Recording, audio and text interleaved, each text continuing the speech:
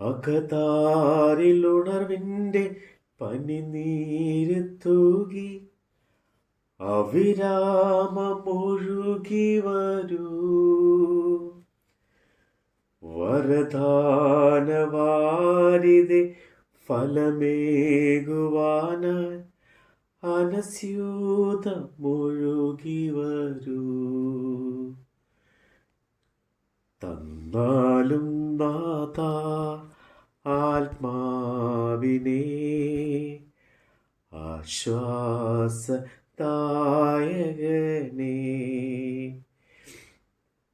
തന്നാലും നാഥ നിൻ ജീവനേ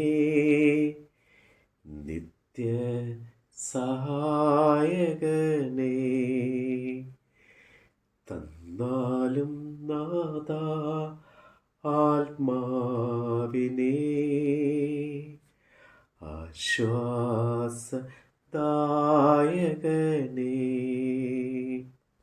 യിരെമ്യാ പ്രവാചകന്റെ പുസ്തകം 10-ാം അധ്യായം. ഇസ്രായേൽ ഗൃഹമേ, യഹോവ നിങ്ങളോട് അരുളി ചെയ്യുന്ന വചനം കേൾപ്പിൻ. യഹോവ ഇപ്രകാരം അരുളി ചെയ്യുന്നു: ജാതികളുടെ വഴി പഠിക്കരുത്, ആകാശത്തിൽ ലക്ഷണങ്ങൾ കണ്ട് ഭ്രമിക്കരുത്. ജാതികളല്ലോ അവ കണ്ട് ഭ്രമിക്കുന്നത്. ജാതികളുടെ ചട്ടങ്ങൾ മിഥ്യാമൂർത്തിയെ സംബന്ധിക്കുന്നു. അത് ഒരുവൻ കാട്ടിൽ നിന്ന് വെട്ടിക്കൊണ്ടുവന്ന മരവും ആശാരി വാച്ചിര കൊണ്ട് ചെയ്ത പണിയുമത്രേ. അവർ അതിനെ വെള്ളിയും പൊന്നും കൊണ്ട് അലങ്കരിക്കുന്നു. അത് ഇളകാതിരിക്കേണ്ടതിന് അവർ അതിനെ ആണിയും ചുറ്റികയും കൊണ്ട് ഉറപ്പിക്കുന്നു. അവ വെള്ളിരിത്തോട്ടത്തിലെ തൂണ് പോലെ ആകുന്നു. അവ സംസാരിക്കുന്നില്ല. അവയ്ക്ക് നടപ്പാൻ വഹിയായകൊണ്ട് അവയെ ചുമന്നുകൊണ്ട് പോകണം. അവയെ ഭയപ്പെടരുത്. ഒരു ദോഷവും ചെയ്യുവാൻ അവയ്ക്ക് കഴിയുകയില്ല. ഗുണം ചെയ്യുവാനും അവയ്ക്ക് പ്രാപ്തിയില്ല. യഹോവേ, നിന്നോട് തുല്യനായവനാരുമില്ല. നീ വലിയവനും നിന്റെ നാമം ബലത്തിൽ വലിയതും ആകുന്നു. ജാതികളുടെ രാജാവേ, ആര് നിന്നെ ഭയപ്പെടാതിരിക്കും? അത് നിനക്ക് യോഗ്യമല്ലോ. ജാതികളുടെ സകല ജ്ഞാനികളിലും അവരുടെ സകല രാജ്യങ്ങളിലും നിന്നോട് തുല്യനായവൻ ആരുമില്ല. അവർ ഒരുപോലെ മൃഗപ്രായരും ഭോഷന്മാരുമാകുന്നു. മിഥ്യാമൂർത്തിയുടെ ഉപദേശം മരം മുട്ടിയത്രേ. തർശീശിൽ നിന്ന് കൊണ്ടുവന്ന വെള്ളിയും ഊഫായിൽ നിന്നുള്ള പൊന്നും അടിച്ച് പരത്തുന്നു. അത് കൗശലപ്പണിക്കാരൻ്റെയും തട്ടാൻ്റെയും കൈപ്പണി തന്നെ. നീച്ചവും രക്താംബരവും അവരുടെ ഉടുപ്പ്. അവ ഒക്കെയും കൗശലപ്പണിക്കാരുടെ പണിയത്രേ. യഹോവയോ സത്യ ദൈവം, അവൻ ജീവനുള്ള ദൈവവും ശാശ്വത രാജാവും തന്നെ. അവന്റെ ക്രോധത്തിൽ ഭൂമി നടുങ്ങുന്നു. ജാതികൾക്ക് അവന്റെ ഉഗ്രകോപം സഹിപ്പാൻ കഴിയുന്നതുമില്ല. ആകാശത്തെയും ഭൂമിയെയും നിർമ്മിക്കാത്ത ദേവന്മാരോ ഭൂമിയിൽ നിന്ന് ആകാശത്തിന്റെ കീഴിൽ നിന്ന് നശിച്ചു പോകും എന്നിങ്ങനെ അവരോട് പറയുവിൻ. അവൻ തന്റെ ശക്തിയിൽ ഭൂമിയെ സൃഷ്ടിച്ചു. തന്റെ ജ്ഞാനത്താൽ ഭൂമണ്ഡലത്തെ സ്ഥാപിച്ചു. തന്റെ വിവേകത്താൽ ആകാശത്തെ വിരിച്ചു. അവൻ തന്റെ നാദം പുറപ്പെടുവിക്കുമ്പോൾ ആകാശത്ത് വെള്ളത്തിന്റെ മുഴക്കം ഉണ്ടാകുന്നു. ഭൂമിയുടെ അറ്റങ്ങളിൽ നിന്ന് അവൻ ആവി കയറ്റുന്നു. മഴയ്ക്ക് മിന്നൽ ഉണ്ടാക്കി. തൻ്റെ ഭണ്ഡാരത്തിൽ നിന്ന് കാറ്റ് പുറപ്പെടുവിക്കുന്നു. ഏത് മനുഷ്യനും മൃഗപ്രായനും പരിജ്ഞാനമില്ലാത്തവനും ആകുന്നു. തട്ടാന്മാരൊക്കെയും വിഗ്രഹ നിമിത്തം ലജ്ജിച്ച് പോകുന്നു. അവർ വാർത്തുണ്ടാക്കിയ വിഗ്രഹം വ്യാജനത്രേ, അവയിൽ ശ്വാസമില്ല. അവ മായയും വ്യർത്ഥ പ്രവൃത്തിയും തന്നെ. സന്ദർശനകാലത്ത് അവ നശിച്ചു പോകും. യാക്കോബിന്റെ ഓഹരിയായവൻ അവയെപ്പോലെയല്ല, അവൻ സർവത്തെയും നിർമ്മിച്ചവൻ.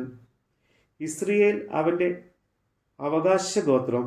സൈന്യങ്ങളുടെ യഹോവ എന്നാകുന്നു അവന്റെ നാമം. നിരോധത്തിൽ ഇരിക്കുന്നവളെ നിലത്ത് നിന്ന് നിന്റെ ഭാണ്ഡം എടുത്തുകൊള്ളുക. യഹോവ ഇപ്രകാരം അരുളി ചെയ്യുന്നു: ഞാൻ ഈ തവണദേശത്തിലെ നിവാസികളെ കവണിയിൽ വെച്ചെറിഞ്ഞു കളയുകയും അവർക്ക് പറ്റുവാൻ തക്കവണ്ണം അവരെ ബുദ്ധിമുട്ടിക്കുകയും ചെയ്യും. എൻ്റെ പരുക്ക് നിമിത്തം എനിക്ക് അയ്യോ കഷ്ടം. എൻ്റെ മുറിവ് വ്യസനകരമാകുന്നു. എങ്കിലും ഞാൻ അത് എൻ്റെ ദീനം, ഞാൻ അത് സഹിച്ചേ മതിയാകൂ എന്ന് പറഞ്ഞു. എൻ്റെ കൂടാരം കവർച്ചയായി പോയിരിക്കുന്നു. എൻ്റെ കയറൊക്കെയും മാറ്റിയിരുന്നു. എൻ്റെ മക്കൾ എന്നെ വിട്ടുപോയി, അവർ ഇല്ലാതെയായിരിക്കുന്നു. ഇനി എൻ്റെ കൂടാരം അടിപ്പാനും തിരശ്ശീല നിവർത്തിക്കുവാനും ആരുമില്ല. ഇടയന്മാർ മൃഗപ്രായന്മാരായി തീർന്നു, യഹോവയെ അന്വേഷിക്കുന്നില്ല. അതുകൊണ്ട് അവർ കൃതാർത്ഥരാകുന്നില്ല. അവരുടെ ആട്ടിൻകൂട്ടമൊക്കെയും ചിതറിപ്പോയി. കേട്ടോ, ഒരു ശ്രുതി ഇതാ. യഹൂദ പട്ടണങ്ങളെ ശൂന്യവും കുറുക്കന്മാരുടെ പാർപ്പിടവും ആകേണ്ടതിന് അത് വടക്കു നിന്ന് ഒരു മഹാ കോലാഹലവുമായി വരുന്നു. യഹോവേ, മനുഷ്യന് തൻ്റെ വഴിയും നടക്കുന്നവന് തൻ്റെ കാലടികളെ നേരെ ആക്കുന്നതും സ്വാധീനമല്ല എന്ന് ഞാൻ അറിയുന്നു. യഹോവേ, ഞാൻ ഇല്ലാതെയായിരിക്കേണ്ടതിന് നീ എന്നെ കോപത്തോടെയല്ല, ന്യായത്താലത്രേ ശിക്ഷിക്കണമേ. നിന്നെ അറിയാത്ത ജാതികളുടെ മേലും നിന്റെ നാമം വിളിച്ചപേക്ഷിക്കാത്ത വംശങ്ങളുടെ മേലും നിന്റെ ക്രോധം പകരണമേ. അവർ യാക്കോബിനെ വിഴുങ്ങിക്കളഞ്ഞുവല്ലോ. അവർ അവനെ വിഴുങ്ങി നശിപ്പിച്ച് അവൻ്റെ വാസസ്ഥലത്തെ ശൂന്യമാക്കിയിരിക്കുന്നു. നമ്മുടെ കർത്താവിൻ്റെ വചനമാണ് നമ്മൾ കേട്ടത്. പാപവും പുണ്യവും വേർതിരിച്ചേകുന്ന ജ്ഞാനമായി ഒഴുകി വരൂ. ആത്മീയ സന്തോഷം ദാസരിൽ നൽകുന്ന സ്നേഹമായി ഒഴുകി വരൂ. തന്നാലും നാഥ ആത്മാവിനെ ആശ്വാസദായകനേ.